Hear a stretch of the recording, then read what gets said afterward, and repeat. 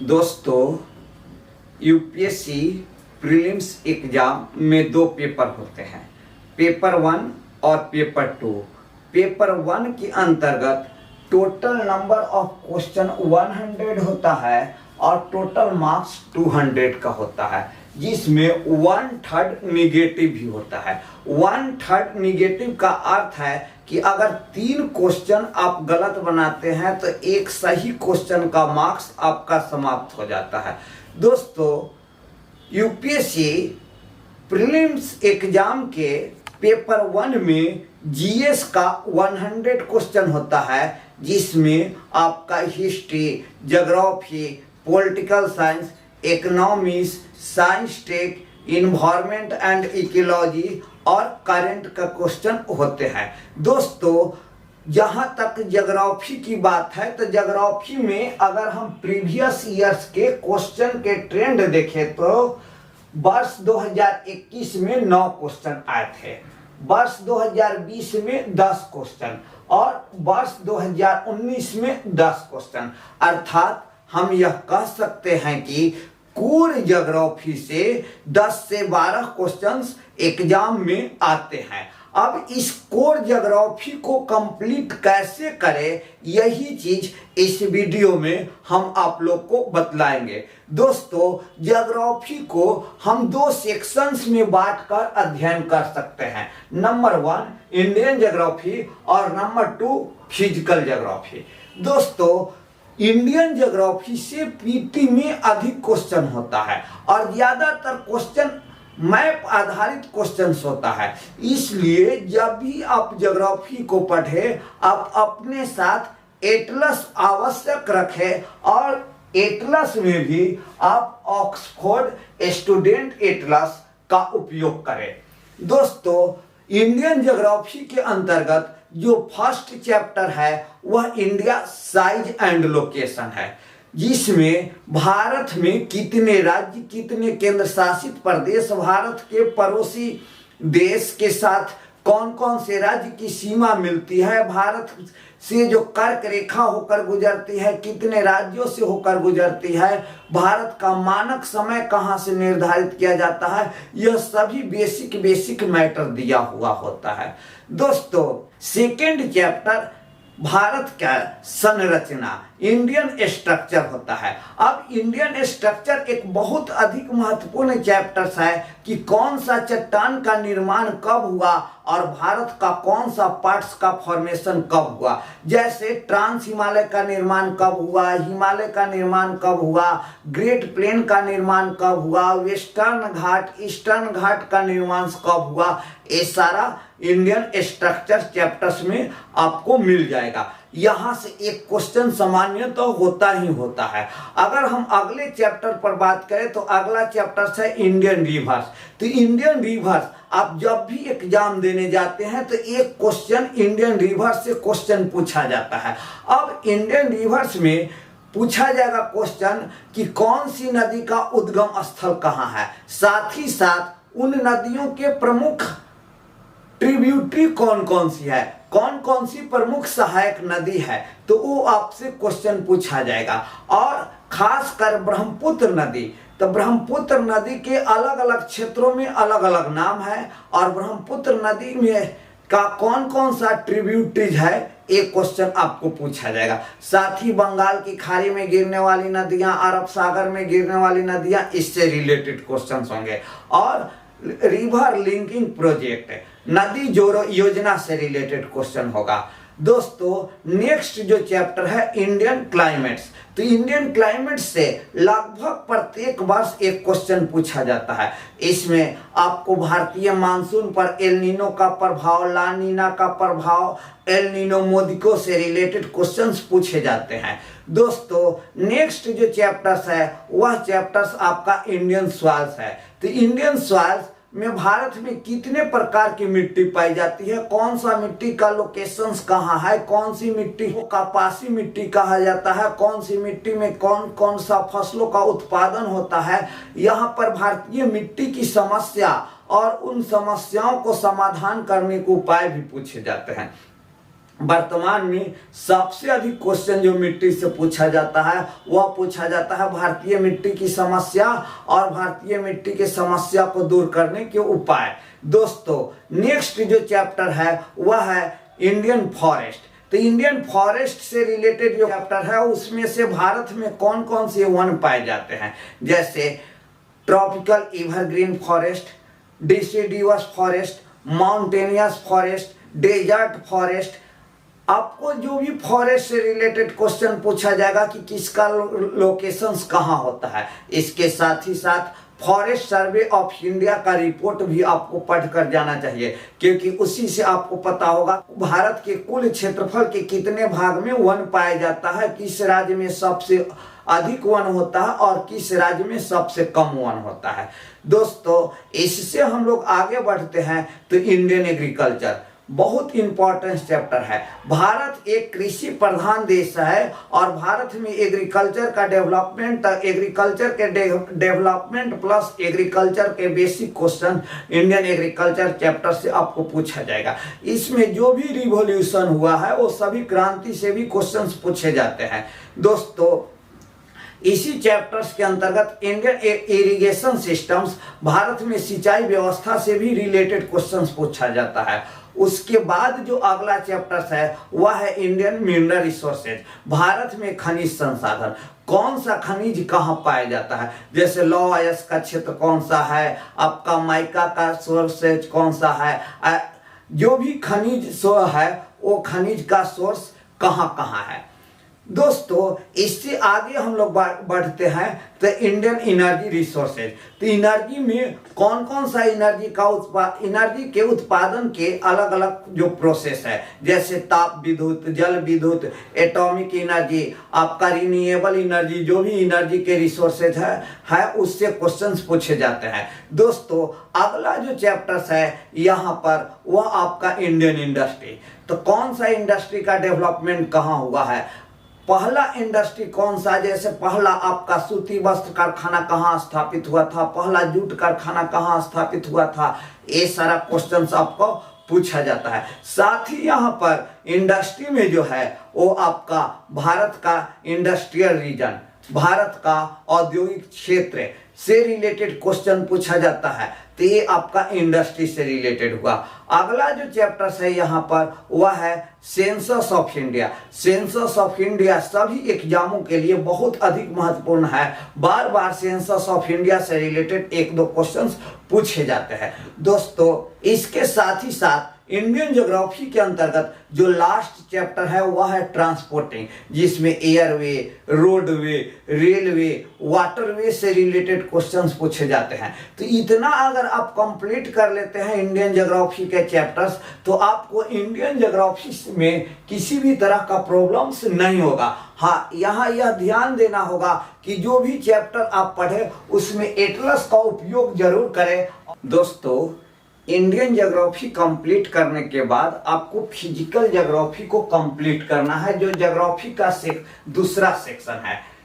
Physical geography में geomorphology, climatology और oceanography को कंप्लीट करना होगा। दोस्तों जियोमॉर्फोलॉजी के अंतर्गत कुछ बेसिक चैप्टर्स हैं, जैसे फर्स्ट चैप्टर है लैटिट्यूड एवं लॉन्गिट्यूड्स। इसको कंप्लीट करना बहुत अधिक जरूरी है, जैसे यहाँ प्राइम मेरिडियन क्या होता है, इंटरनेशनल डेट लाइन क्या होता है, आपको कौन सा लैंगिट्यूड पर कितना समय हो रहा है तो दूसरे लैंगिट्यूड पर कितना समय होगा, ये आपको कंप्लीट होना चाहिए। दोस्तों इसके बाद पृथ्वी की गतियां, रोटेशन एंड रिवॉल्यूशन, ये दोनों चैप्टर कंप्लीट होना चाहिए, एक लॉन्गिट्यूड लैटिट्यूड और दूसरा आपको पृथ्वी की गतियां। दोस्तों इसके बाद एक प्रमुख यहाँ चैप्टर्स है रॉक्स। तो रॉक्स में आपको क्या क्या कंप्लीट होना चाहिए, तो रॉक्स क्या है, what is rocks, type of rocks, जैसे igneous rocks, sedimentary rocks, metamorphic rocks. उसके साथ ही साथ सभी का एग्जाम्पल्स, इग्नियस रॉक्स का एग्जाम्पल कौन सा है, मेटामॉर्फिक रॉक्स का एग्जाम्पल, सेडिमेट्रिक रॉक्स का एग्जाम्पल्स। साथ ही types of igneous rocks, igneous rocks के भी दो प्रकार होते हैं, इंट्रूसिव, एक्सट्रूसिव। तो इंट्रूसिव में क्या होता है, एक्सट्रूसिव क्या होता है। उसके बाद इंट्रूसिव का एग्जाम्पल्स, एक्सट्रूसिव का एग्जाम्पल्स। इतना कंप्लीट कर लेने के बाद जो अगला जो नेक्स्ट चैप्टर है वह है पृथ्वी की आंतरिक संरचना। तो पृथ्वी की आंतरिक संरचना में क्रस्ट, मेंटल कोर आपको कंप्लीट करना होगा। साथ ही साथ primary wave, secondary waves, L waves complete करना होगा। किस वेव से सबसे अधिक विनाश होता है, किस वेव की गति सबसे कम होती है, अधिक होती है, इसको आपको जानना होगा। तो पृथ्वी की आंतरिक संरचना के अध्ययन के सोर्सेज क्या क्या है, तो इसको आपको कंप्लीट कर लेना होगा दोस्तों। इसके बाद जो नेक्स्ट चैप्टर यहाँ पर है वह है वेगनर का महाद्वीपीय विस्थापन सिद्धांत, continental drift theory by Wegener. तो वेगनर के द्वारा महाद्वीपीय विस्थापन सिद्धांत दिया गया था। उसमें बताया गया था कि ओशन और कॉन्टिनेंट का निर्माण कैसे हुआ था, तो उसके बारे में आपको डिटेल्स जानकारी होना चाहिए। साथ ही इसके बाद हैरी हेंस का सी फ्लोर थ्योरी आपको जानना होगा और एक प्लेट टेक्टोनिक थ्योरी जानना होगा। प्लेट टेक्टोनिक थ्योरी ज्योग्राफी के अंतर्गत बहुत महत्वपूर्ण थ्योरी है, इस थ्योरी को जानना होगा। इसके अंतर्गत प्लेट्स क्या होते हैं, मेजर प्लेट्स कौन कौन से हैं, माइनर प्लेट्स कौन कौन से हैं, प्लेट बाउंड्री क्या होता है, ये सब आपको यहाँ जानना होगा दोस्तों। इसकी आगे जो चैप्टर्स है वह है अर्थक्वेक। तो अर्थक्वेक का काउच, अर्थक्वेक का भारत में अर्थक्वेक का एरियाज, अर्थक्वेक मेजरमेंट करने का इंस्ट्रूमेंट आपको जानना होगा। उसके बाद इसी चैप्टर में सुनामी है। तो सुनामी की उत्पत्ति के क्या कारण है, सुनामी का प्रभाव क्या होता है और सुनामी के प्रभाव को कम करने के क्या क्या उपाय हैं, वे सभी उपाय आपको जानना होगा। साथ ही इसमें जो नेक्स्ट चैप्टर है वह चैप्टर है ज्वालामुखी। तो ज्वालामुखी क्या होता है इसके बारे में जानना होगा। ज्वालामुखी माउंटेन्स क्या होता है इसके बारे में जानना होगा। प्लस ज्वालामुखी उद्गार के फलस्वरूप बनने वाले जो लैंडफॉर्म्स है वे लैंडफॉर्म्स के बारे में जानना होगा। तो ज्वालामुखी उद्गार के द्वारा भी इंट्रूसिव और एक्सट्रूसिव लैंडफॉर्म्स का निर्माण होता है। साथ ही साथ आपका माउंटेन्स और आपको प्लेटूज के बारे में भी पढ़ना होगा दोस्तों। इतना कर लेते हैं तो आपको जियोमॉर्फोलॉजी का चैप्टर्स कंप्लीट हो जाएगा। उसके बाद क्लाइमेटोलॉजी। तो दोस्तों यूपीएससी प्रीलिम्स एग्जाम के लिए क्लाइमेटोलॉजी बहुत अधिक इंपॉर्टेंट है। बार बार एग्जाम में क्लाइमेटोलॉजी से रिलेटेड क्वेश्चन पूछा ही जाता है। तो इसमें जो फर्स्ट चैप्टर है स्ट्रक्चर ऑफ एटमॉस्फेयर, वायुमंडल की संरचना, जिसमें अलग अलग लेयर्स होते हैं और वायुमंडल में उसके बारे में पढ़ना है। क्षोभ मंडल, समताप मंडल, मध्यमंडल, आयन मंडल, बहिर्मंडल, इसके बारे में आपको डिटेल्स जानना होगा दोस्तों।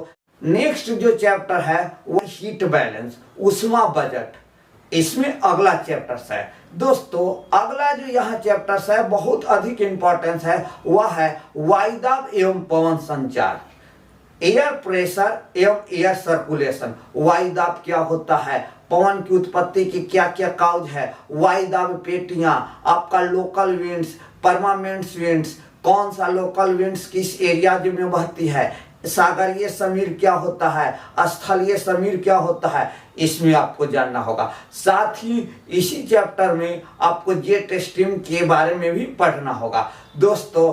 इसके बाद जो चैप्टर्स है यहाँ वह है आपका यहाँ पर चक्रवात, एक प्रमुख चैप्टर है साइक्लोन। तो साइक्लोन दो प्रकार के होता है, एक ट्रॉपिकल साइक्लोन, एक टेम्परेट साइक्लोन। अब ट्रॉपिकल साइक्लोन की उत्पत्ति के लिए क्या क्या कंडीशंस है उसके बारे में जानना होगा। साथ ही साथ एंटी साइक्लोन भी आपको जानना होगा।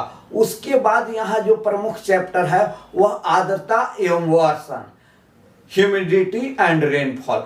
इससे रिलेटेड क्वेश्चन भी बार बार पूछा जाता है। जैसे आपका यहाँ पर ओस हुआ, कोहरा, कुहासा, हिम वर्षा, सहिम वर्षा, ये सब से रिलेटेड क्वेश्चंस पूछा जाता है। आपको बादल्स के प्रकार हुए, टाइप्स ऑफ क्लाउड्स, तो ये टाइप्स ऑफ क्लाउड, साथ ही वो वर्षा के भी प्रकार होता है। जैसे वर्षा कॉमन वे में 3 प्रकार की होती है, चक्रवातीय वर्षा, संवहनीय वर्षा और पर्वतीय वर्षा। विश्व में सबसे अधिक कौन सी वर्षा होती है, भारत में सबसे अधिक कौन सी वर्षा होती है, उसके बारे में जानना होगा। साथ ही इसमें जो लास्ट चैप्टर है वह चैप्टर है आपको क्लाइमेट क्लासिफिकेशन। जैसे विश्व को अलग अलग जलवायु प्रदेशों में बांटा गया है, प्रत्येक जलवायु प्रदेश के बारे में आपको डिटेल्स अध्ययन करना होगा। जैसे सवाना तुल्य जलवायु प्रदेश, आपको मेडिटेरियन क्लाइमेट एरिया, तो प्रत्येक जलवायु प्रदेश के बारे में आपको डिटेल्स जानकारी होना चाहिए। क्यों? क्योंकि बार बार एक जलवायु प्रदेश से रिलेटेड ऑब्जेक्टिव क्वेश्चंस पूछा करता है यूपीएससी। दोस्तों, तो इस तरह से आप इतना कंप्लीट कर लेते हैं तो क्लाइमेटोलॉजी का सिलेबस आपको कंप्लीट हो जाएगा।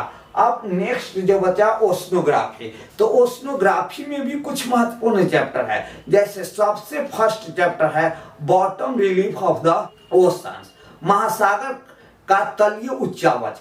इसी में आपको पढ़ना है कि जो 5 महासागर है, तो 5 महासागर कौन कौन सा महासागर है। साथ ही आपको Pacific oceans, Atlantic oceans, Indian oceans का बॉटम रिलीफ्स पढ़ना है। इसी में आपको ट्रेंच के बारे में भी पढ़ना है कि सबसे गहरा गर्त कौन सा, किस महासागर का। उसके बाद इसी में आपको आइलैंड्स भी पढ़ना होगा, कटक्स भी पढ़ना होगा। जैसे आइलैंड्स होता क्या है, टाइप्स ऑफ आइलैंड्स, आइलैंड्स के कितने प्रकार होते हैं। जैसे एग्जाम में बार बार पूछा जाता है कि लक्षद्वीप किस प्रकार का द्वीप है, तो प्रवाली द्वीप है। कोरल रीफ से लक्षद्वीप का निर्माण हुआ है।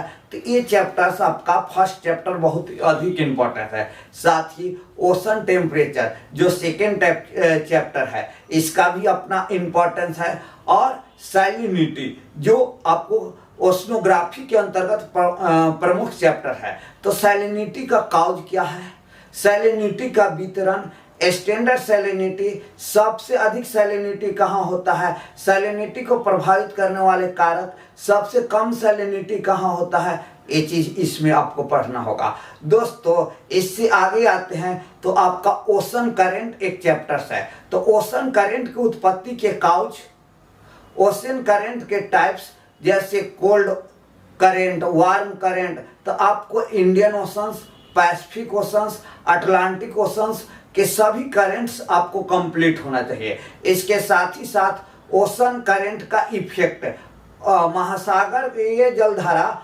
महासागरीय जलधारा का प्रभाव। तो जहां पर ठंडी और गर्म जलधारा मिलती है वहां पर मछली का उत्पादन अधिक होता है, और जहां तटीय क्षेत्र में ठंडी जलधारा बहती है वहां पर तट के साथ मरुस्थल का विकास होता है, और जहां पर तटीय क्षेत्र में गर्म जलधारा बहती है वहां पर तटीय क्षेत्र में वर्षा अधिक होती है। साथ ही जहां पर ठंडी और गर्म जलधारा मिलती है वहां फॉगी सीजन होता है, वहां पर फॉगी वेदर होता है। तो ये आपको कंप्लीट करके जाना पड़ेगा, क्योंकि जलधारा एक बहुत इंपॉर्टेंट चैप्टर है।